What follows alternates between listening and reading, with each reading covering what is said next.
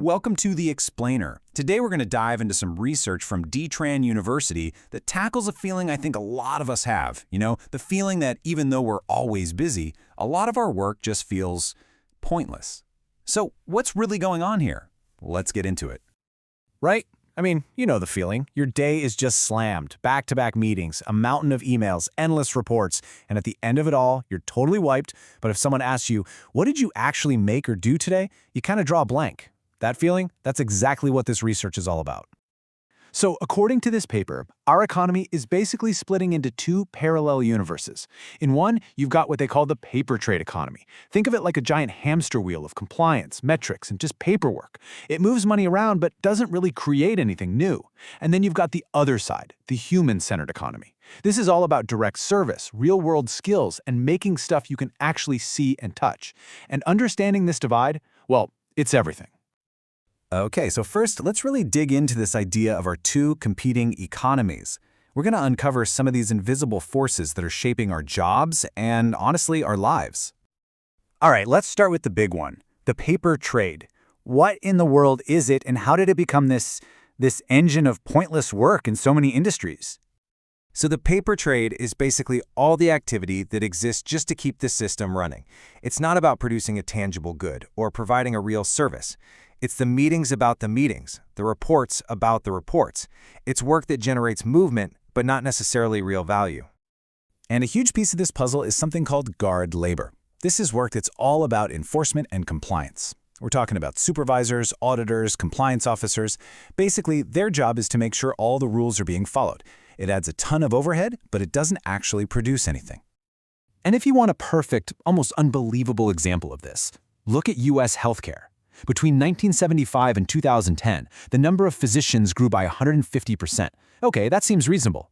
But the number of administrators? It grew by a staggering 3,200%. 3,200%. That right there is the paper trade economy in a nutshell. And this isn't just about spreadsheets and budgets. It has a real human cost. The anthropologist David Graeber wrote a lot about this. He said that when workers are in these roles, they feel this deep sense of alienation, because they know deep down that their labor doesn't really create any net value. It feels fake. And you can see the paper trade in action all around us. Think about credential inflation, right? Requiring a 4-year degree for a job that absolutely doesn't need one. Or in healthcare, doctors spending hours optimizing billing codes just to get paid instead of actually treating patients. Even online, you see it with engagement farming, creating content designed to trick an algorithm, not to actually inform a human being. Okay, so that's the problem. But here's the good news. It's not all doom and gloom. There's a powerful counterforce, an alternative that the paper calls the human-centered economy. And what's wild is that it's built on touch and trust, and it might just be the most AI-proof part of our world. And where do we find a great example of this? Well, in a place you might not expect, the beauty and wellness industry. It's a perfect example of what's called embodied labor. I mean, think about it. Value is created through a person's physical presence. You can't outsource a massage to a call center, and you sure can't digitize a haircut. Of course, that hasn't stopped people from trying to automate these jobs, but they keep hitting this wall, this really interesting barrier called the uncanny valley of automation.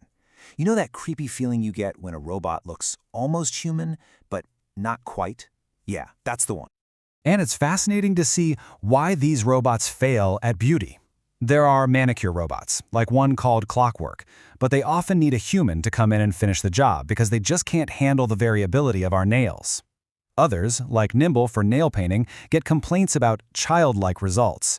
And even the super advanced ones, like Loom for lash extensions, are designed to augment a human artist, not replace them. Because when you're working that close to someone's eye, you need skill, but you also need trust. And that trust piece is absolutely key.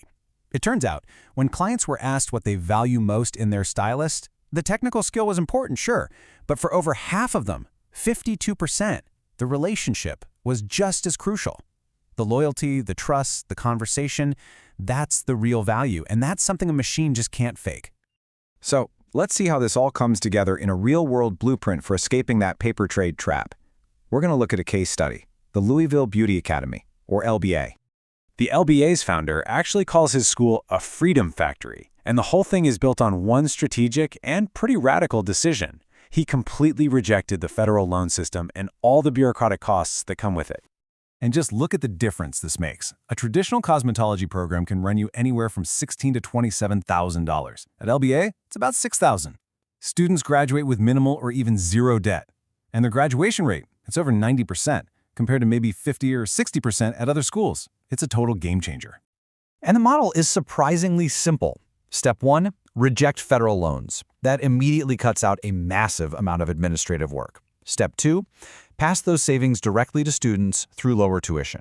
Step 3, use a pay-as-you-go system. This keeps the school's incentives aligned with the students' progress. And Step 4, the most important one, focus on humanization. Students provide free services to the community, centering the entire curriculum around service. It all comes down to this core philosophy from the founder, Tran. Drop the ME and focus on the others. It's a simple idea, but it's powerful. Real value is created when you serve other people. Okay, so this is all great for a beauty school in Louisville, but what about the rest of us? How do we take these lessons and apply them to our own lives to create and measure real value? Well, the paper argues that we have to start by changing how we measure success.